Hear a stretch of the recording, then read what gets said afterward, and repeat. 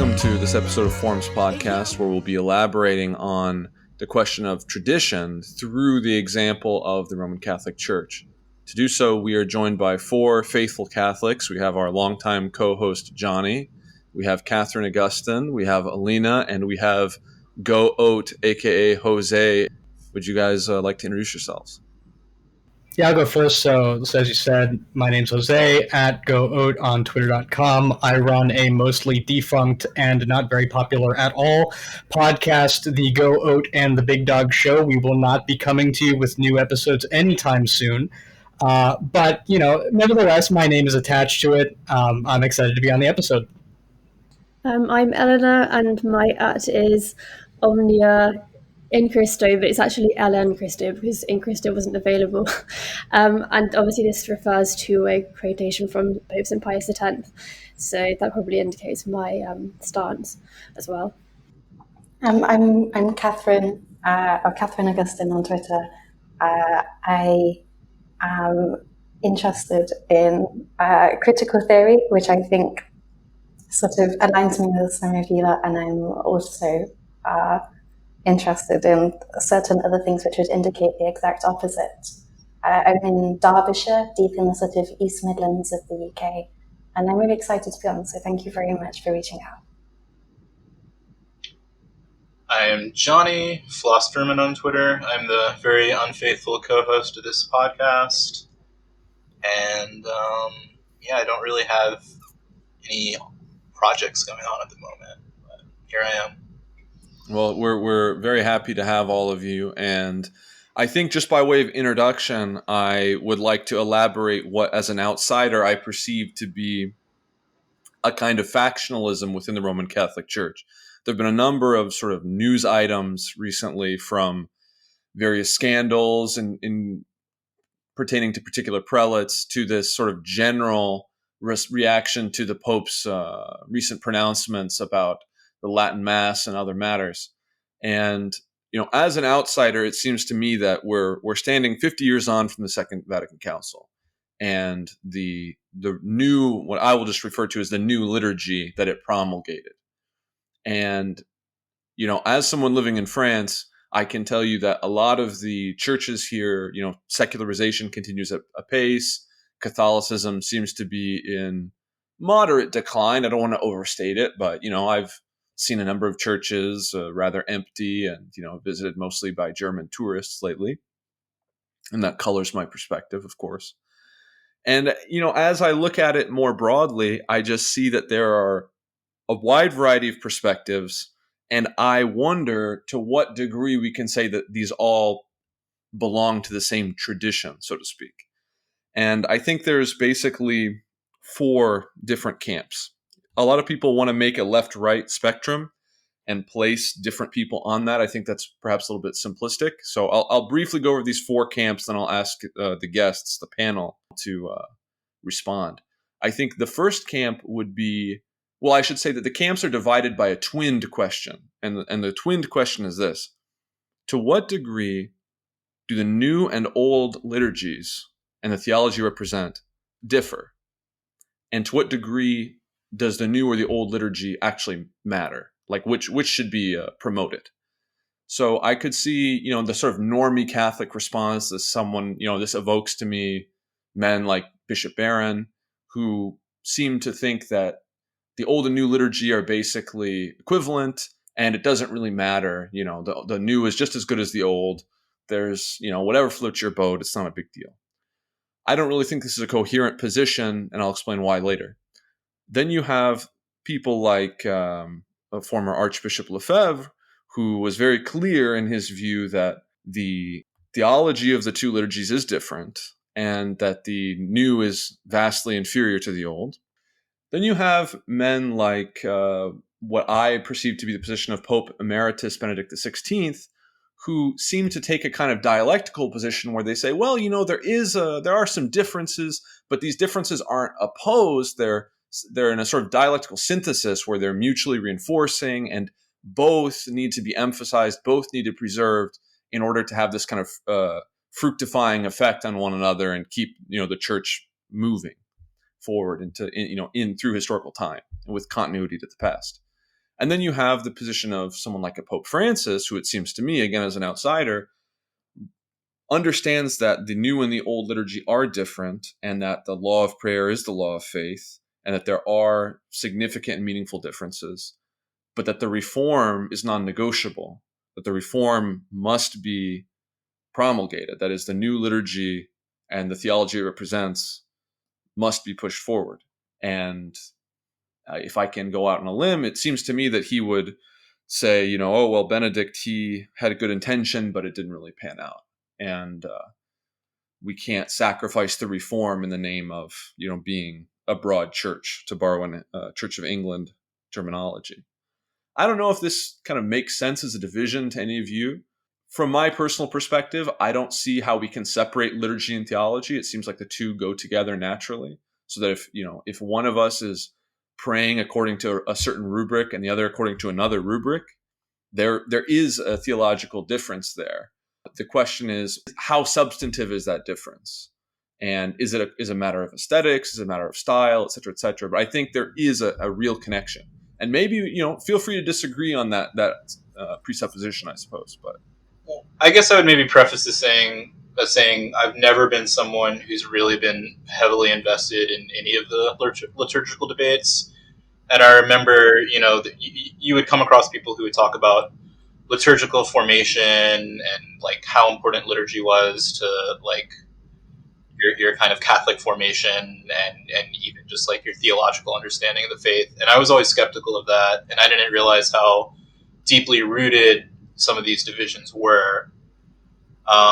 That said, I guess I was wrong because it's coming up in pretty major ways. The breakdown that you did of the four camps kind of makes sense to me, but I'm not sure how Francis really plays into this because I don't think he really had a foundational disagreement with Benedict. I think he was someone who would also see this kind of dialectical synthesis.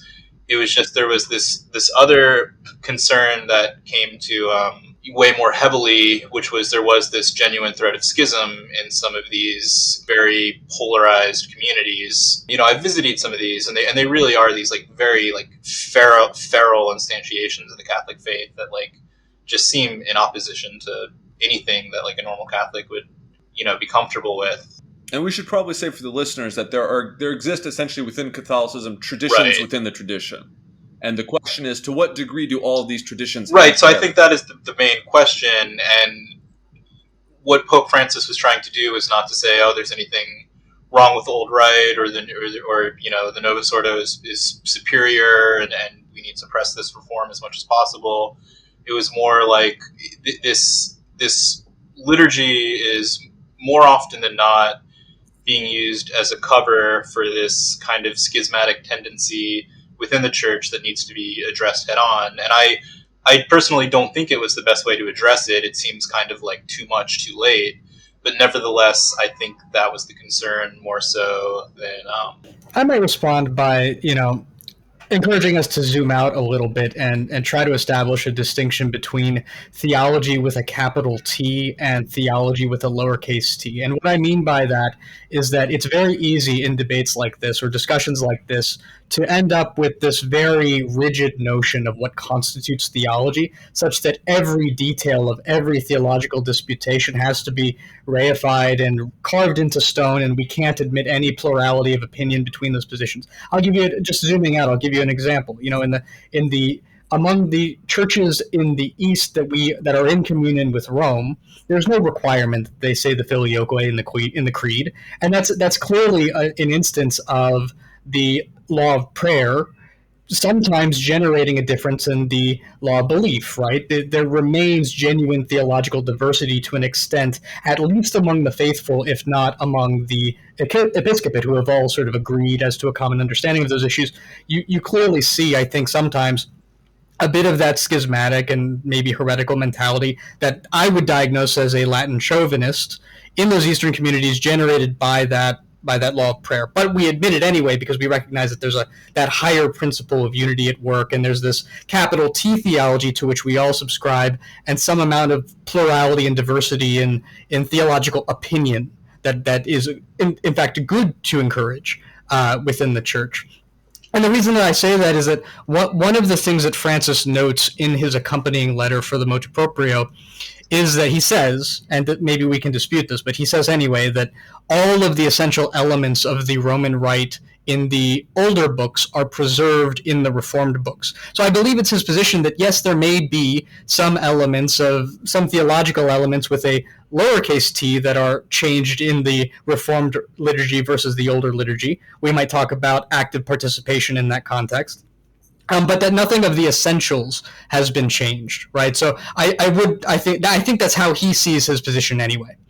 Yeah, in terms of the categorizations, I would tend to agree. I think the Society of St. Pius X, for example, have responded by saying that Pope Francis's position is more logical and almost inevitable because this cohabitation between the two couldn't go on forever. And I think it's exposed to some of the Pope Benedict the 16th types that it was inevitable that eventually it would come to I don't know, not explosion, but it would have to come to an end. Yeah.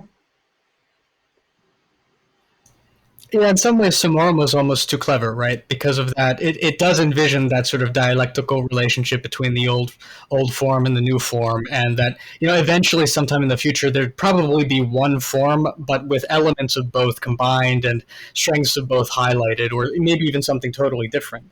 We didn't see that reality playing out for a number of reasons, not all of which the traditionalists bear the blame for, but we just weren't seeing that fruitful collaboration taking place in the life of the church, or at least not from my perspective, which is a shame. I would have liked to see it, but you can understand why it's one right that ought to have one singular expression, right? It's different if we're talking about discrete rights that are all within the same governance structure of the church, right? If there's a traditionalist right, then it has its own integrity, it has its own logic, it has its own. One of the things that I was frustrated with as a longtime parishioner I go to the traditional mass, and one of the things that was frustrating to me was the fact that there was no possibility for the calendar to be updated. Right, we would have new saints come in. We would have, and it was just frozen. It was stuck in time. There was no possibility for development and moving forward. A lot of reasons, not all of which the traditionalists are to blame for, but it was sort of stuck in amber in that way, and it was the sadness. And I understand exactly what you're saying about the dialectical nature of it and the possible synthesis, I suppose, that could emerge from it. I suppose one of the things that interested me was when Johnny was talking about his background, and he was saying, I didn't really understand just how deep some of these divisions were in the liturgy. I'm someone who can appreciate, many varied forms of it.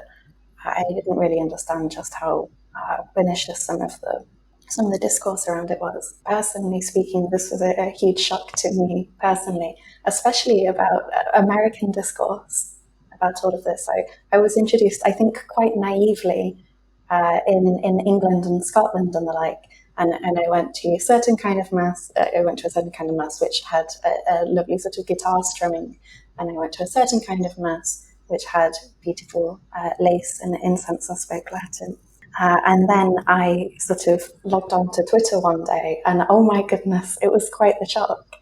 I think some of the American discourse in particular about this is so extreme. I think as an outsider, I find it quite deeply shocking. And whenever I look at, I think there are a few Europeans who could become quite extreme about this.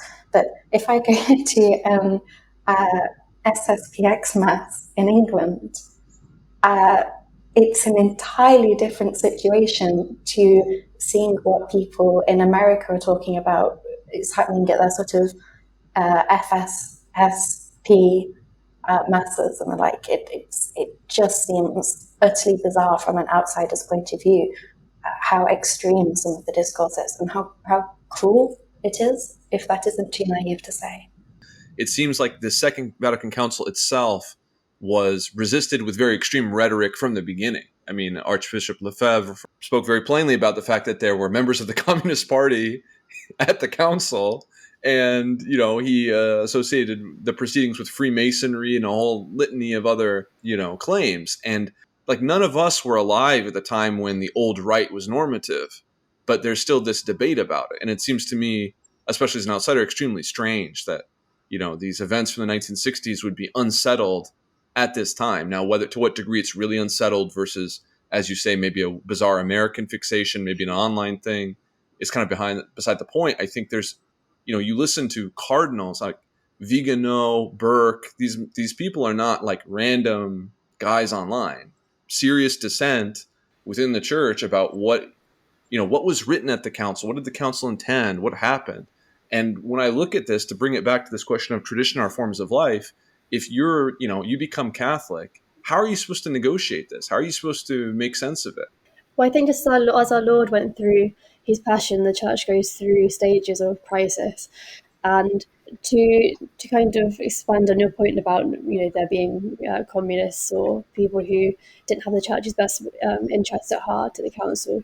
I mean, there were people who fathered the council who spoke about it being a victory of the French Revolution in the church, and kind of so this kind of preoccupation of traditionalists with this idea, I think, is inevitable because they do associate all of the revolutionary ideas with the council and the liturgy that reflects the desire to harmonise the church with the world. So it's kind of an ongoing. I'm sure not everybody agrees with me, but it's an ongoing battle to the eyes of traditionalists that must be fought and will be victorious against it. But it will be it's a crisis that will come to an end. I agree with you sort of abstractly that this can describe the genesis of some of these conflicts and some of the vitriol. I think it's a bit, at least in my experience, it's a bit removed from the day-to-day lives of everyday Catholics, especially those that do end up in traditionalist communities, right? Like, I don't see a lot of people becoming traditionalist or going to the Latin Mass because of some grand struggle against eternal communism or the eternal French Revolution. I agree that there's a lot of sort of general discourse motivated by a number of partisans of the council who want to interpret it in a decisive break with the past, as though we're creating a new church divorced from previous tradition, and then traditionalists who are responding to that. But I do want to give just a small apology for regular Catholics who are now confused and feeling a little bit unsettled, just simply because those aren't their motivations, right? They're not going to these parishes, they're not getting involved in these communities, I think, because of this grand ideological struggle. I think a lot of what drives it are the failures in catechesis and pastoral care that we've seen over the last 50 years, right? Like, I think everyone has a story of going to confession in a parish and either themselves or knowing someone and being unsure as to whether the priest said the words of absolution. And then there's this anxiety that sets in where you're sort of replaying the memories in your brain over and over again. Did he say it? Did he not? Do I have to go back? Is it valid?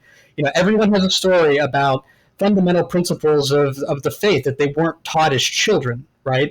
And that they found out about 15 years later, 20 years later. And wait, I'm supposed to go to confession before I receive the Holy Eucharist?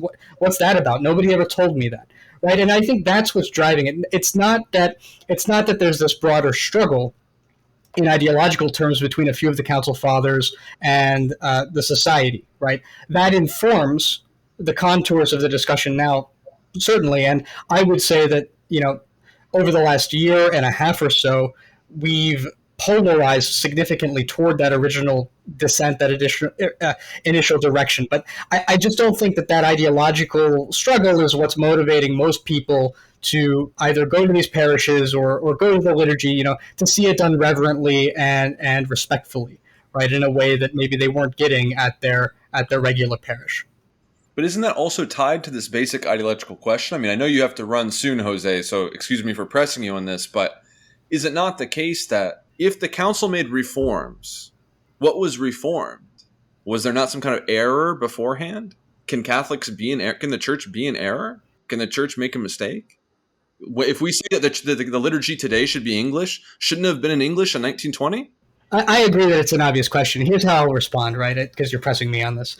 I think there are a lot of it goes back to that question of lowercase theology versus capital T theology, right? There's a lot that we do in the course of the life of the church that's about pastoring to the needs of a particular situation that we're in right now. So the continuity is going to be found at that level of deeper principle, right? And I actually think Francis is right that there's no discontinuity of principle or liturgical form between the old rite and the new.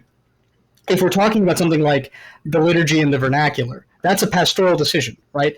There's a pastoral argument in favor of having one universal language of the church. Regardless of where you go, it's the same, exactly the same, right? Standardized. So if you have a parish that's got both Latin American and English speaking parishioners, that there can be a commonality of worship between those communities. Just for example, right? There's also an argument that's saying, we're celebrating the Mass and people have no idea what's going on. No one really cares. No one's paying attention. The priest may not even be doing it right. No one really knows, right? This Dark Ages, the way that it's described, it's sort of the beginning of the 20th century, at least the way that a lot of the Council Fathers viewed the liturgy. So we need to speak louder. We need to involve the laity and have active participation. We need it to be in the vernacular so that everyone understands. That's a pastoral decision, right? And so that's how I would explain the differing stances of the church. Was the reform needed or not? I'm not going to make that judgment. I didn't live 80 years ago. I didn't live 100 years ago. Well, I'm not asking you to judge the council. I'm just saying analytically, if a reform was made, does that not imply that something was reformed? So yeah, if you want to press me and say that something was wrong, yeah, it has to have been wrong in order to motivate the reform. I'm just saying that the thing that was wrong was a wrongness in pastoral care, not this existential crisis of theological authority and the integrity of the faith. And so I think that it's true for a lot of the council fathers that there was, and in the same way for traditionalists, a desire not to accept the theological pastoral intent of the council. In the same way, there were a lot of partisans at the time of the council, and especially in the years after, that used this as leverage to try to create this space for a new church. Right? I do think that that's true, and they'll tell you as much in their writings.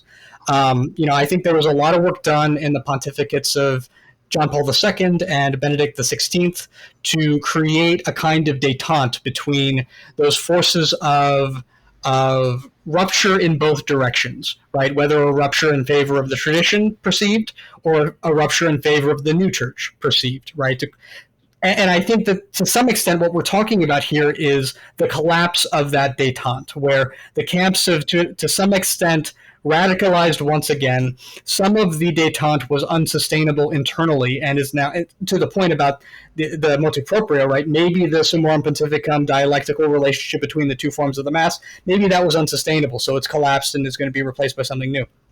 But I do think that there's a more general issue, and that's not just related to liturgy, where that sort of peace is now broken. What do the rest of you make of that? I agree entirely with Jose's point about the fact that we all know, every single one of us has stories about people that have received really quite a poor basic understanding, or a poor understanding of the most basic elements of Catholicism, including something as basic as the real presence. I find that shocking when you look at the statistics and the like of how educated supposedly practicing Catholics are on when they should go to confession, what the Eucharist is, the absolute most basic sort of components of our faith. And I agree entirely that one of the things which pushes sincerely devout, perfectly lovely, good-hearted people, why they end up going to fundamentally beautiful and devout traditional Latin Mass. And I think it's deeply unfortunate that these people are tarred with the same brush as some of the sort of extremists that we see, obviously. As Jose said, it's entirely devotional, it's entirely respectful, it's uncompromising, but on the very things that we should aspire towards. I will say that I accuse myself, on this count, right? Like I said, I've been part of these communities. I consider myself like a relatively normal, well-adjusted Catholic that's not interested in pushing like these sort of extremist ideas, these frankly heretical and schismatic ideas, right, against the nature of the church. Now, I accuse myself of being unable to witness that in my community to make it more productively a part of the church, right? I do think that it's on me to some extent, to help everyone who's in that community to come to God and come to the church, right? And I do think that to whatever extent, quote unquote, we exist as people who are of good faith, who are part of these communities just because they want to have normal sacramental practice, right? Or for whatever other reason, that it's on us in some level to encourage those communities to not have the problems that they have, because I think we also have to be open about the problems that they do have. Do you think that you are part of the same tradition as the German bishops, who, maybe I'll cut this into when we edit the show, use atonal music and musique concrète in the liturgy? Like if I flap a piece of paper into the microphone, are you part of the same tradition as people that do that?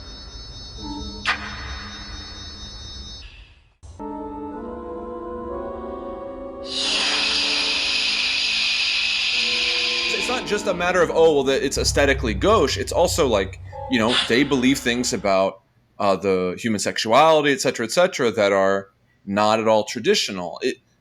I guess I don't mean to be overly like hammering Jose here. It's just he said that he doesn't have a lot of time, so I'm trying to get all the answers out of him before he leaves.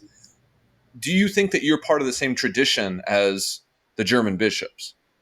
As long as you say, this is my body, this is my blood at the summit of the liturgy, right? And the Eucharist is really there, then we're in the same tradition, period, full stop, right? Because that, to me, constitutes the essence of our unity as Christians in the church, right? And so,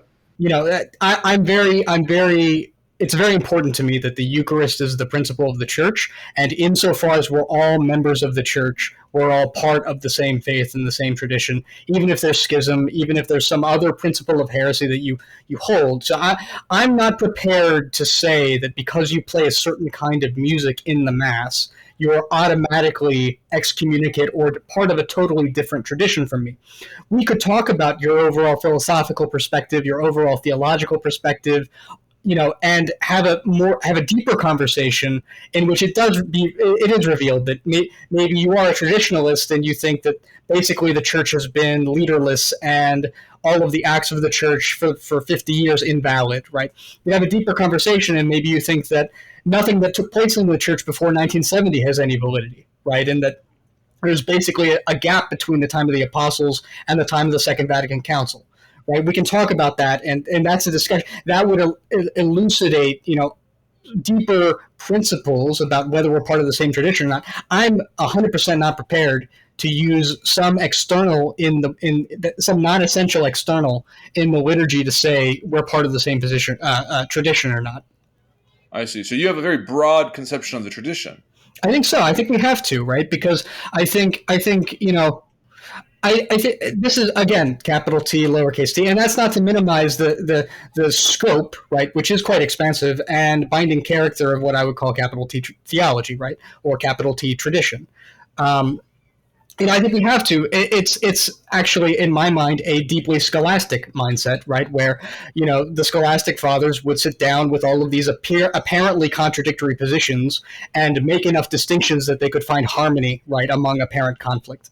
I think we have to take the same perspective and be willing to do that work to as if we're going to make a strong claim that we're not part of the same tradition, that's a really big deal as Christians in the church, and we have to do a ton of work to get to that point.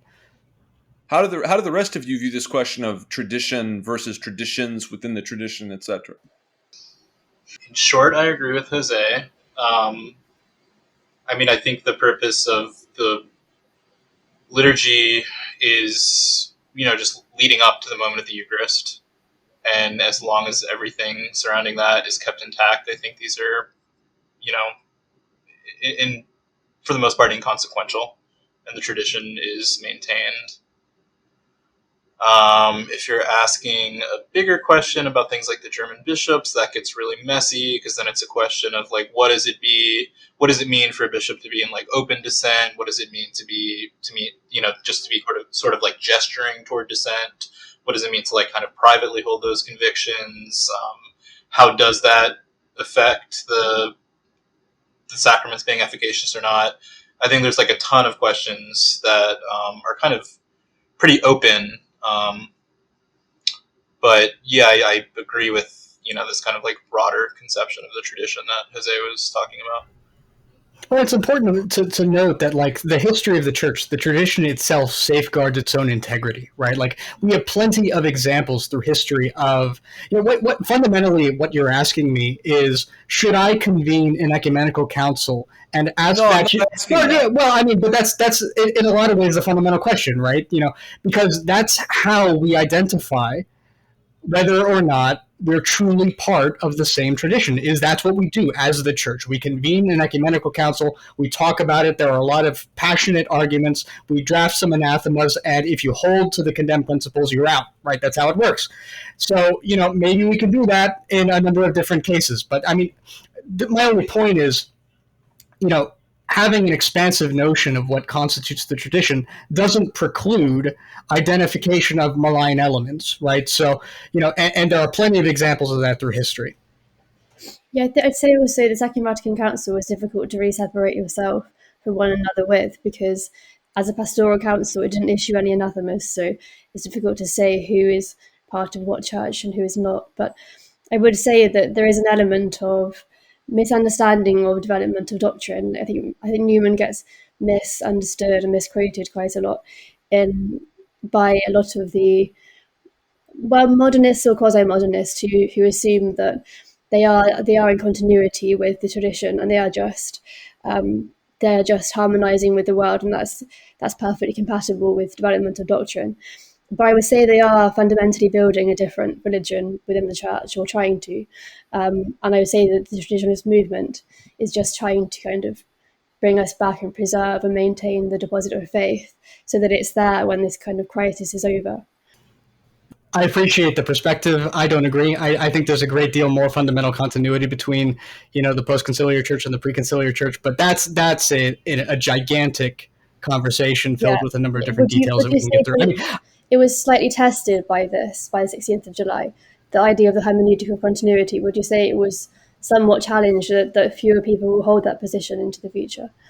16th of July being the most appropriate date. Yes, yeah. Yeah. What I think it exposed is that the tension in the détente that I was talking about.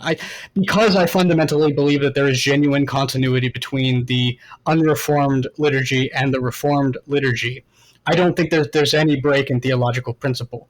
What broke was an uneasy peace between, you know, basically two forms of the same rite, which really shouldn't exist at all. I mean, if we wanted to have a traditionalist rite, that's one thing, but having two different forms of the same rite is not exactly a stable long-term solution. And it always, I think, meant to and inevitably would resolve into a single form at some point. So that's how I would interpret those events. I would agree with you descriptively that there are a number of people, partisans of the council, and people still within the church that want to create what you would characterize as a new religion, using the opening of a supposedly pastoral council to, create maybe a humanistic religion, or whatever we want to call it.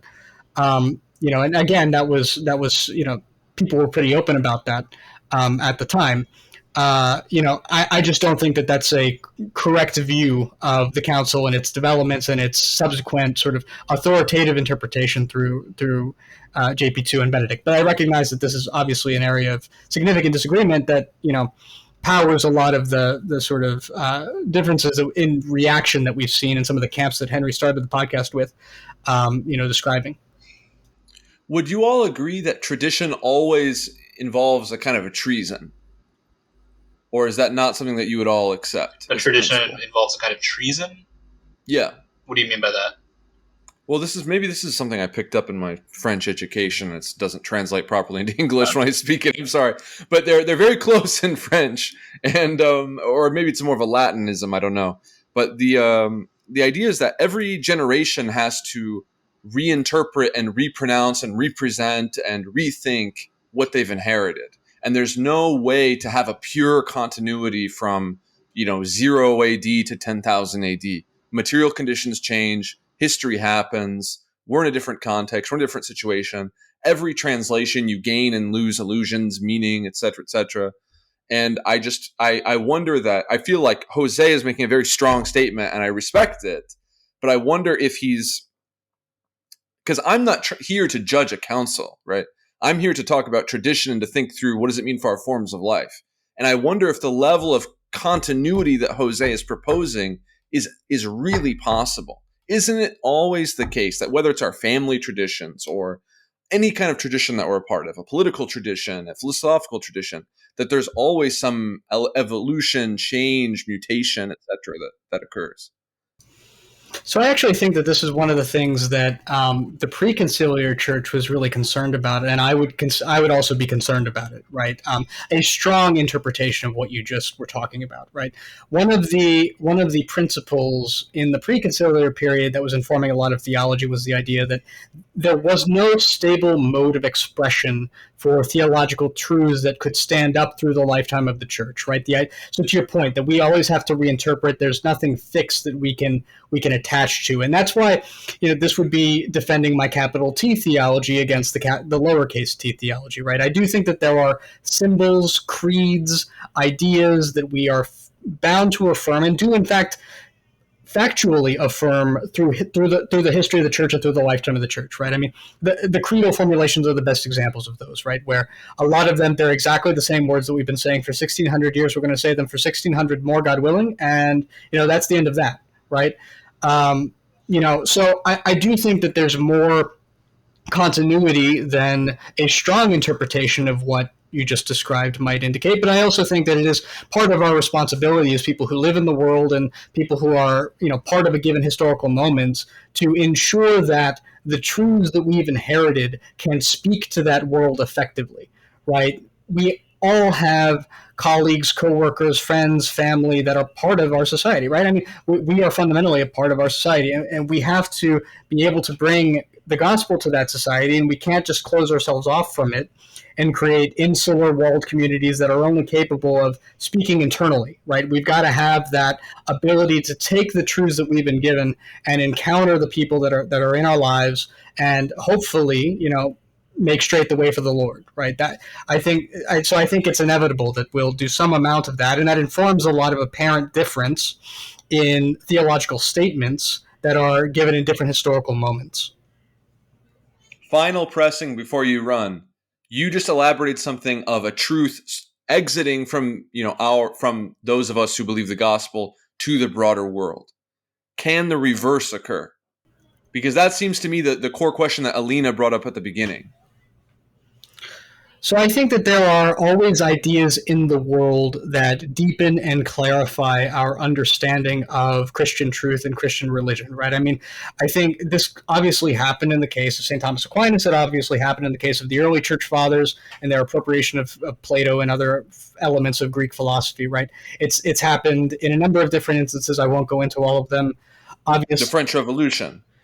I mean, I'm not personally one of these people that's heavily invested in thinking about the French Revolution, or I do think that there's an element of, so I think this is indisputably the case, that there's a deeper appreciation of the idea of human dignity that can, in the Second Vatican Council and in the post-conciliar magisterium, that is itself in a little bit of tension with the previous history, and that informs a lot of dispute over the nature of the council. Now we can have really detailed conversations about whether the earlier tradition had the right understanding, whether that was binding or authoritative, or whether the later tradition is binding authoritative.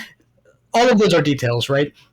But I mean, I would say just fundamentally, as a matter of intellectual openness to the world, I do think that there are constantly ideas that people who are not Christians come up with, because we're all humans at the end of the day, and we all have access to the same realities, the same like social situations, the same political situations, whatever they are, and everyone's thinking about them, not just Christians. And a lot of truth is not specifically Christian, right? We have our deposit of faith that has to do with matters of revelation, but it doesn't tell us, like what capitalism is. It doesn't tell us what the nature of the atom is. It doesn't tell us it doesn't even tell us what, basic metaphysics is, right? I mean, everyone could do basic metaphysics before Christian revelation. Or at least that's my opinion. There are people who disagree with that. Well, you're going to have to come back on a later episode of Forms and defend that thesis. But we greatly appreciate your time, Jose. Thank you. I appreciate you having me. I look forward to hearing the rest of the conversation. So now that Jose is over and done with, I would be interested actually in Alina, because I brought you up specifically what you make of those same questions I posed to Jose. Any questions in particular? Well, this question about tradition and treason, and did the French Revolution fundamentally reveal things that the church needed to hear, etc. Well, no, I would say no.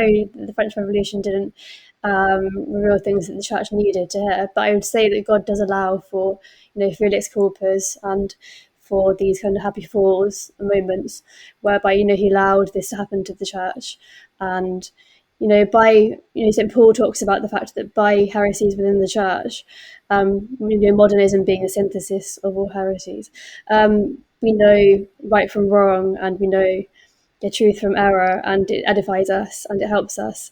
I'm not quite sure I understood your point about treason, though. For example, let's say we have a sacred text. Let's say we have the book of Genesis, right? And let's say we're all Jews and we're all reading the text. Generation after generation, our context and situation as readers changes.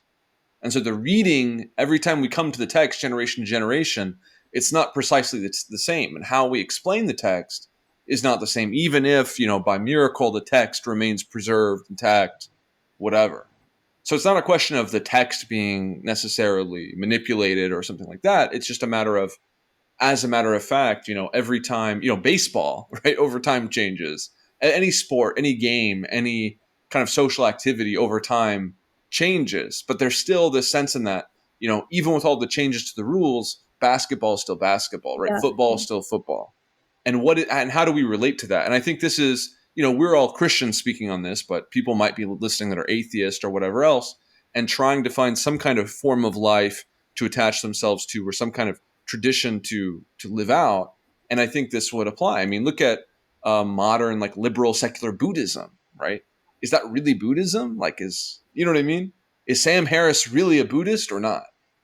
I don't know. It's a question that I'm asking you all, because I think you kind of have interesting, different perspectives. So, if I may, I think something sort of interesting here, obviously, is that we have this idea that we never step in the same river twice, right?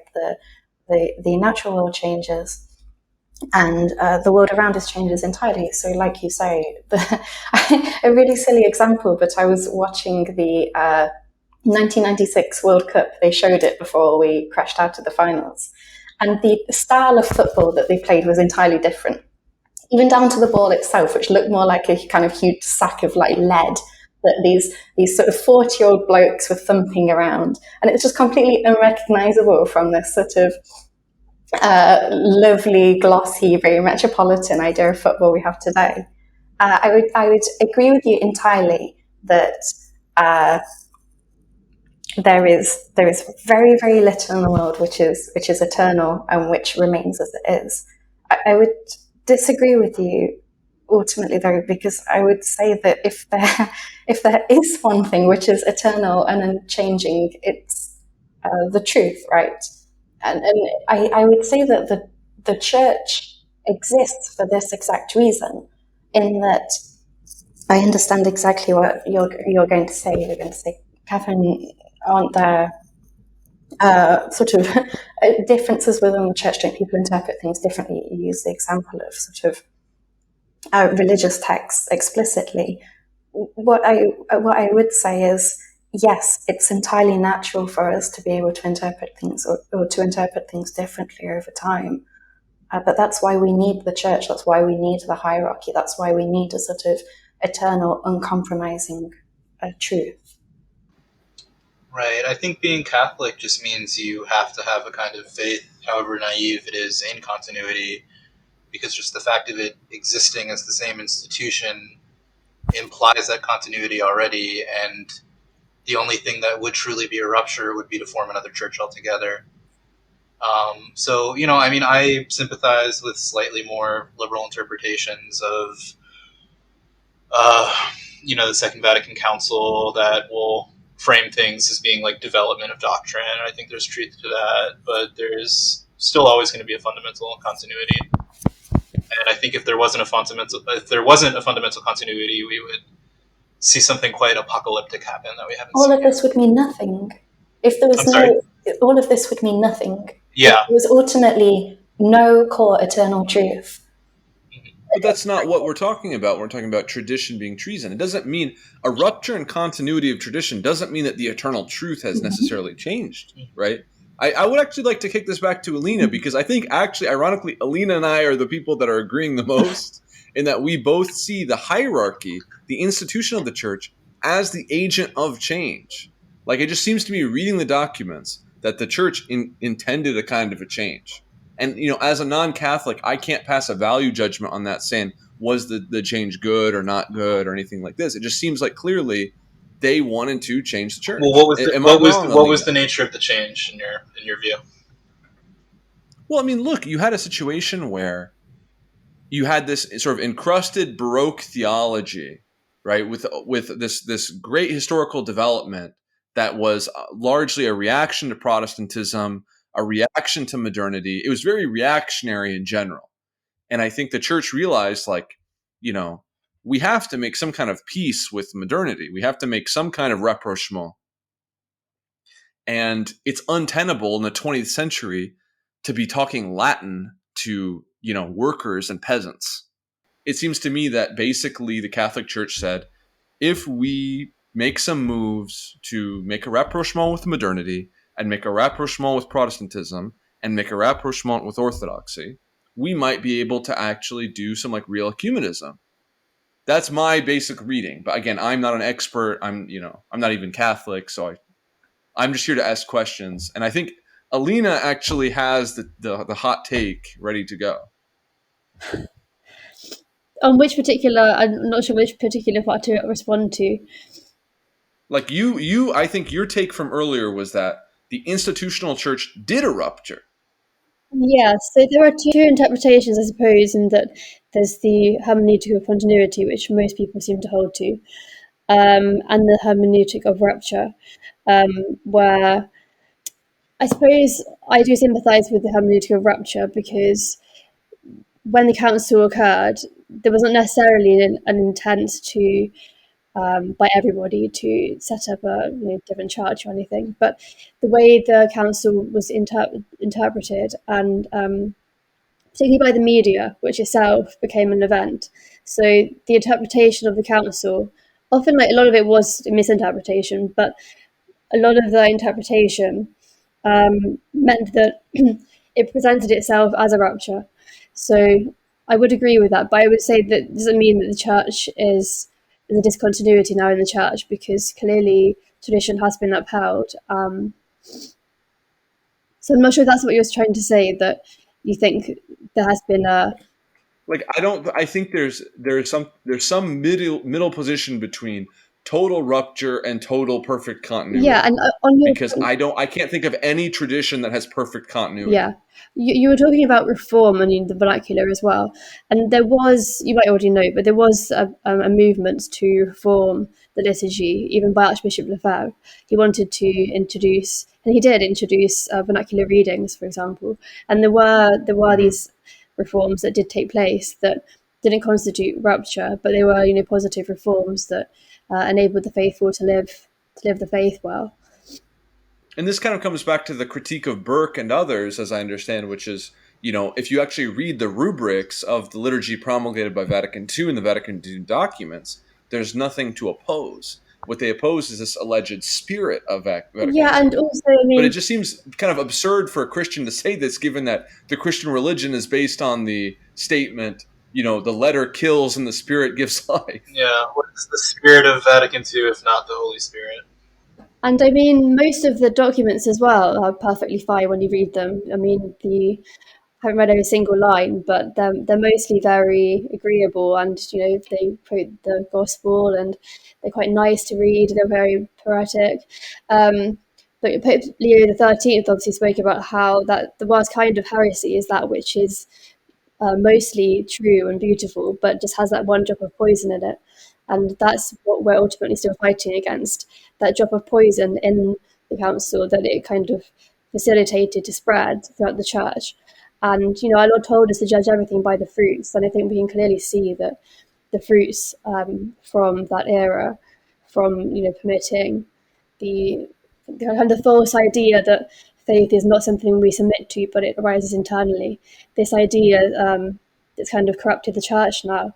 The fruits have been very bad, so it will come to an end, as I said before. But I think there was a rupture, but it's a crisis, just as in the early church, Arianism was believed by I think half of the church at one point. But it doesn't mean that the church was not in continuity.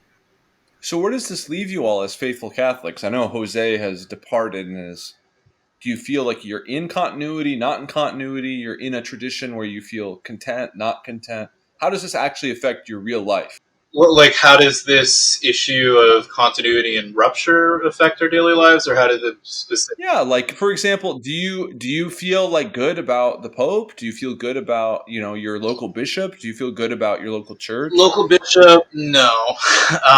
The church, yes. The Pope, yes.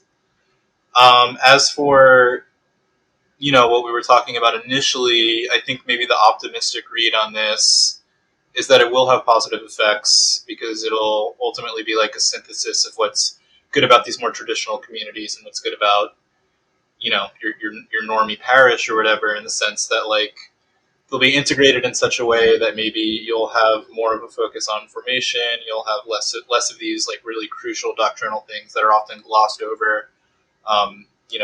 They won't continue to be glossed over in such a way, and It seems like up will. to now there's been a kind of division of the community where really serious, committed, people that have their heart in it end up in traditionalist communities. Is that right, or is that kind of a fake read? They often do, but I mean, these account for so few of the parishes that there's plenty of reverent Novus Ordo masses, and there's plenty of parishes that aren't plagued with these problems that have never offered a Latin Mass. But I think what will hopefully come of this is you'll see your normie parish start offering Latin masses at the discretion of their bishop alongside the Novus Ordo. You'll see these people come together in a way and maybe correct each other's mistakes, and maybe that's naive, but I feel like that's the best thing that could come out of this. What about you, Catherine?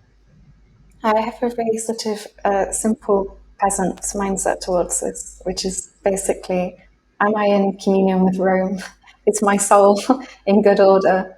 If it is, I'm reasonably happy, and maybe I can start worrying about other things. But too frequently, maybe I think maybe other people, although maybe I'm guilty of it by saying that, look outwardly rather than sort of internally at the state of themselves. Do I sort of Is your local community good? my local community is very small. I'm sort of out in the sticks in the East Midlands. It's quite small. I would say that there are issues with sort of catechism and the like. I would, for instance, I sort of live near a reasonably big city, and confession is still incredibly hard to get to. They stopped it during the pandemic. Nowadays, I think I have to travel for about an hour and a half in order to make a confession, which they only have open for sort of 20 minutes. And of course, I'm sorry. How far are you from your nearest church? oh, so from my nearest church, I'm probably about 20 minutes. although they, But you have to travel an hour and a half to make confession. yeah, but I have to travel and I have to make confession because my local church isn't hosting it still. I How big is your local congregation? On just an average Sunday. 30 Okay. all receiving, which obviously when you think about the last time they probably went to confession is concerning. I mean, I went to liturgies during COVID that were basically clandestine, where there were 4 people, 2 priests, and 2 lay people. It's very holy. So I understand the small church vibe. Yeah, exactly. It's very holy. I mean, I went to masses that were like that. Even in New York City, there were these semi-clandestine masses that were fewer than 10 people. It's very strange. What about you, Elena? What's your local situation like? So my local situation is also a little bit dire. I mean, the people that go there are very lovely, but I mean, they haven't been able to go there because I think, You attend an SSPX chapel? yeah, that's not locally. My local place has not been offering mass for more than a year. So they only said it, I think, once a month on a Saturday because they have a shortage of priests, and they've also made it quite difficult for the local people to attend the church in neighbouring towns as well. So it's a bit of a dire situation here. But I do attend, I attend the SSBX further afield, so I have to travel for that. And I think most families do have to travel quite far for it. I know families who drive hours every week to attend. I feel quite well cared for and well shepherded. I think I was first driven to their chapels because they are such good shepherds. I feel would lay down their lives for the flock, and the parishioners are very charitable and holy, and they all inspire me, my faith, and that's the main. I suppose it was pastoral reason initially that I first started attending their chapels. I met an SSPX member here in France when I was living in Auvergne, and he actually came to one of these COVID liturgies I was mentioning, and we had like a nice dinner afterwards, and talked to him for a long time, and he was just really betrayed. And I mean, he wasn't some like great intellectual. He was a vendor of like CDs and DVDs, so he might have been beat down in like multiple Wait, was ways, this by was the this world. after July 16th, or was this just a long time ago? No, this was in like Oh, right, okay, 2020 actually. Yeah. But I found the guy to be very relatable. Like he was very kind. He offered, to drive my wife and I back home and all this stuff. And I on the one hand, I see the hardcore traditionalism is kind of like silly, if I'm being really honest. But at the same time, these people seem to really believe, and they're really grabbing onto something that seems like real and alive. But I guess to go back to the main topic, like Johnny, how does your lived community really feel? So I hop around a bit, or I have in the past 2 years, and I guess the parish that is actually in my jurisdiction or whatever in Ridgewood, Bushwick border, is like Latin American church. It's always very full, Novus Ordo, good vibes. Feel totally fine with it. I go to other churches sometimes because I'll often return to the church where I did go to RCIA, or there's events, or you'll just be with someone in another part of the city and you go to these other parishes. So I've seen quite a few of them from the kind of aforementioned rabidly traditionalist, feral, quasi state of vacances churches like uh, what's the name of this one? I don't remember. There's one in West Midtown that's like that, and I've seen all of them, like every form of it imaginable, I guess. And what's the question exactly? Like, I was just trying to bring the whole topic back to the real and the concrete, yeah, because if I'm being 100% honest, a lot of the coverage of the motu proprio and the general condition of the Catholic Church has seemed corny to me. right. I mean, I first learned about this probably 8 years ago when I was delivering food on the regular for my job and listening to like EWTN. And I just like could not understand the weird cant that people would use to describe all these issues. Like, people talk in this way that's just really, it just seems really removed from like real life. Yeah. And Well, when I talk to Johnny, he seems like he's had this huge spiritual experience through the Novus Ordo, if I'm just being honest. Like, Johnny's come back to the faith through the Novus Ordo. So clearly the new liturgy actually works. And there's this reality, and I wish actually everybody could stay on the call to talk about it, because I wish Jose could respond.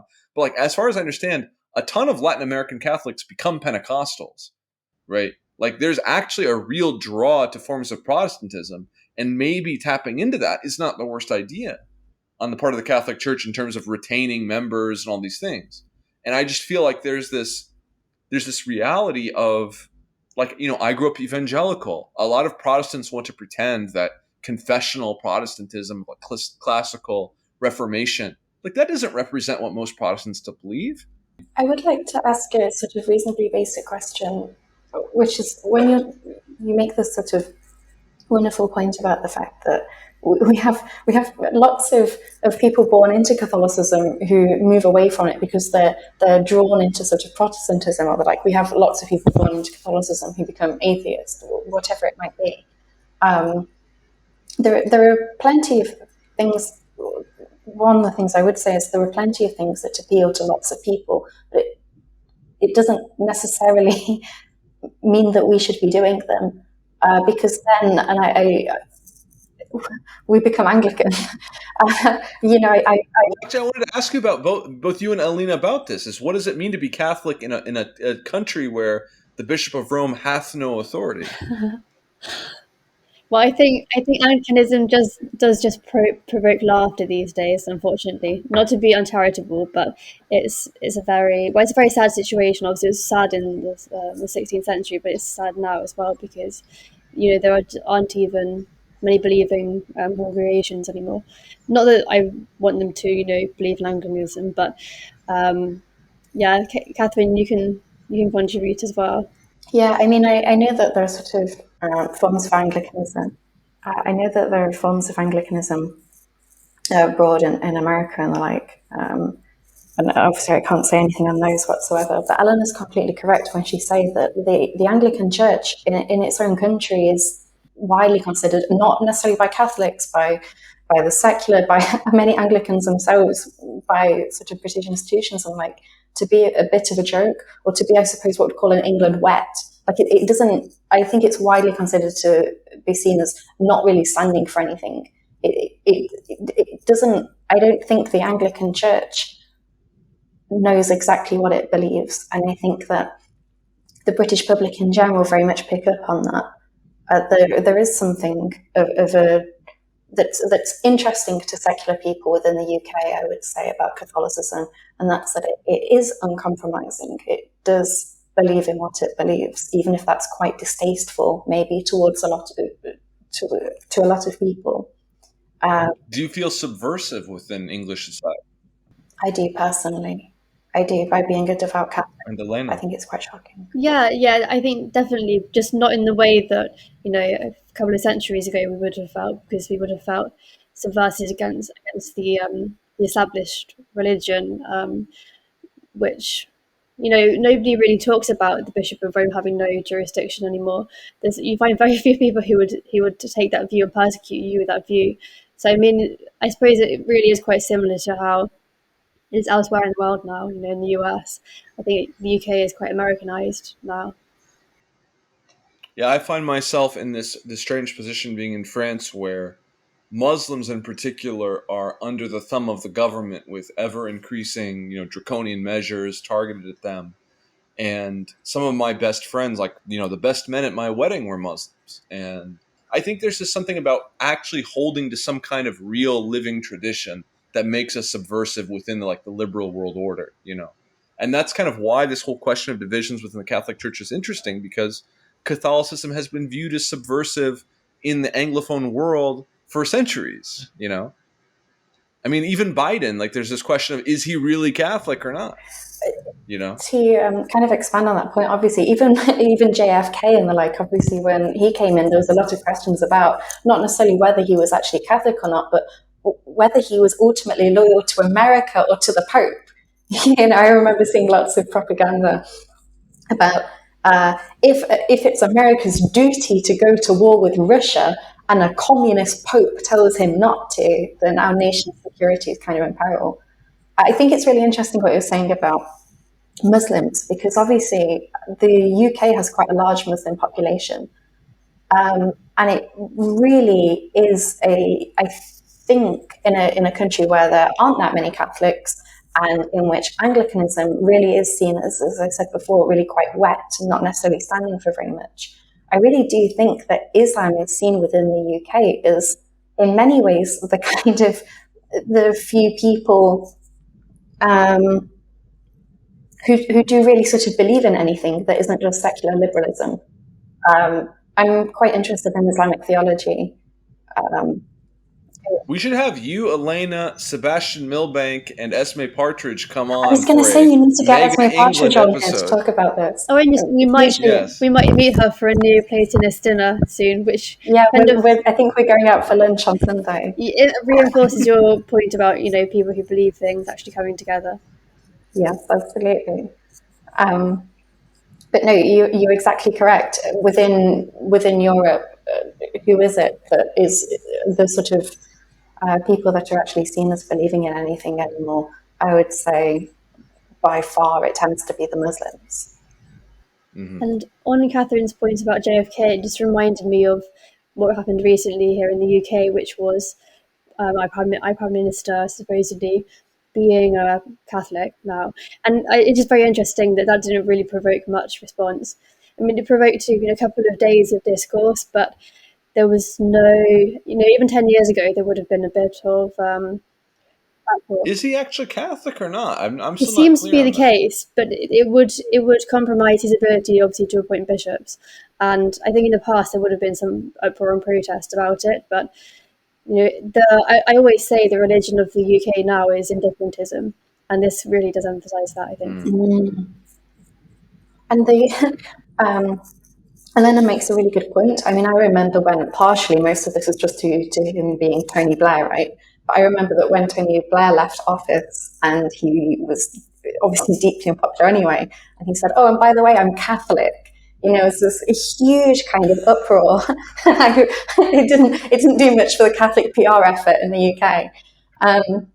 But this is a huge uproar and controversy at the time, which Boris Johnson, who I really don't mean to sort of be particularly cruel or anything, but I don't think Boris Johnson has lived a life in which most people would consider sort of Catholic, in which most people would consider particularly devout, at least superficially.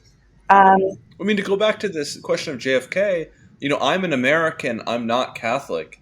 I would follow the Holy Father any day before Washington. Oh, yeah. I think that's Any day of the most moral week. thing. I love Pope Francis. When Pope Francis spoke to that little boy about his father who is the atheist, I just weep every time I watch that. Like I really believe, I really do love Francis. And I think that people, what can I say? I mean, I have no, I guess this is the thing, is like, for me as a Christian, you have to be subversive within your society. We have no earthly city, of following Chrysostom. Like, this is not our home, fundamentally. And I think that's part of this big debate about modernism and traditionalism that gets me kind of tripped up, is I can kind of see both sides, because I see the modernists wanting to get rid of some of the barnacles and the kind of absurd, like, to be honest, to me, for people going to Latin Mass, like, I understand they follow along in their like book or whatever. It just seems to me to be crazy. Like, you don't speak Latin. You really don't. You're not going around writing letters in Latin. You're not talking Latin to anybody. This is not like the 15th century. But that doesn't matter. That's not the goal.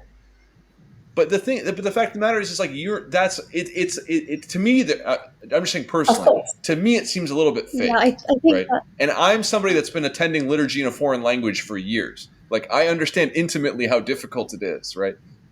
Why does it feel fake? It feels fake because you don't understand the language, or no, because like it's a real pain in the ass to try to pray in a foreign language. Right. It really is. It's really well. difficult. I don't think that's what's expected of you necessarily. But what are you doing if you're not praying in church? You can pray in You can church. pray. I think it You Yeah, can pray encourages at it the a The whole Latin little. point of the Mass, church not service is in prayer. Latin. right. You understand what's happening at the key moments, Mm.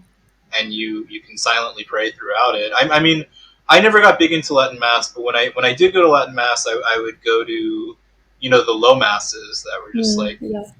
very very quiet, very contemplative, and of course, I don't know any Latin, but nevertheless, like those were some of the most spiritually enriching experiences for me, because I mean it's almost like a combination of adoration in the mass.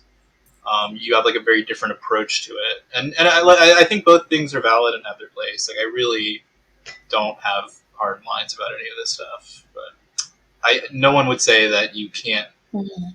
pray internally while while a Latin mass is being celebrated. It's very much encouraged, and I think it's the idea that in the silence as well, because a lot of it is also whispered, so you can't even hear it. But in the silence as well, that's when you're forced to reckon with yourself and to examine yourself and to grow in holiness. I think that's really what we're missing, and not to just be a huge cliche here, but what the West is missing is silence. So that's part of the beauty of it, and I think also the concern about the Latin is also reflective of this kind of anthropocentric spin in the like in the modern age, where we're kind of talking about how the liturgy affects us and which liturgy we prefer. And while that does matter to an extent, it's ultimately about the worship and the sacrifice that we offer to God. So it's really about how we are going there to worship God and to participate in prayer and worship towards Him, rather than kind of what words we're knowing and not knowing, and how we're feeling about it, kind of thing. But isn't the Latin itself individualist, as you've just announced it? Individualist in what way? In that you're going in the silence, you're praying. Yeah, Like, I'm saying we're to nurtured me, by if you it want to pray inevitably. silently, you retreat into the wilderness to Yeah, pray we're silently, nurtured by it and we're right? nourished by it. If you go to church to pray collectively, and if you cannot, like, the thing that's weird to me about the Latin is that nobody actually speaks it. Like, I know maybe 3 people that really speak Latin. Like they really actually speak, like they could just start podcasting in Latin. And I feel like that's part of this like issue where there's this historical thing that people are holding on to that may be legitimate and real and beautiful. And I'm not, trying to sit here and shit on the aesthetics of it at all. I'm just saying that as somebody that's literally, I've attended liturgy in like 4 different languages, and it's extremely difficult when it's not your native But tongue. Like I the really saints were understand nurtured that by it, and internally. you think of how many saints there were who, lived almost the fullness of Christ's sacrifice and Mm. the life of Christ, and they were nurtured by the Latin Mass, and they didn't speak. Most of them didn't know Latin. You think? Yeah, definitely. You know, Because my peasants understanding was and that, like in past eras, everyone educated would really know well, Latin. not all of them were educated. Many of the saints were uneducated, and it nurtured them to become Mm. saints. And I think it's still nurturing people to become saints. And I think this is That's maybe a interesting. really interesting kind of distinction in how we understand this. Is that when you, Henry, turn around and you say, I don't understand this because I know that you don't, is in the vast majority of people attending these things, do not understand Latin to the ability where they can participate fluently and be able to sort of converse spiritually, pray and the like in sort of unceasing, beautiful Latin. And I would say that that's absolutely the case, but it works on the assumption that you, as a member of the faithful, should be doing that. I think that the Latin Mass is quite humbling in a way, because the majority of people really really don't speak Latin whatsoever, and that's really part of the beauty of it. It's the staggered awe and the humility that inspires. I really think that the vast majority of people going there aren't under the impression that they can speak fluent Latin. They're under the impression that they're witnessing something sort of divine, supernatural, beyond all understanding. In that silence, we can sort of work out our salvation in fear and trembling, right?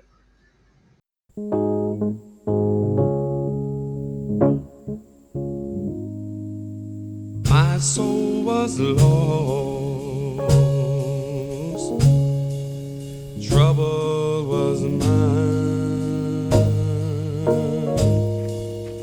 reached out for strength, nothing to find.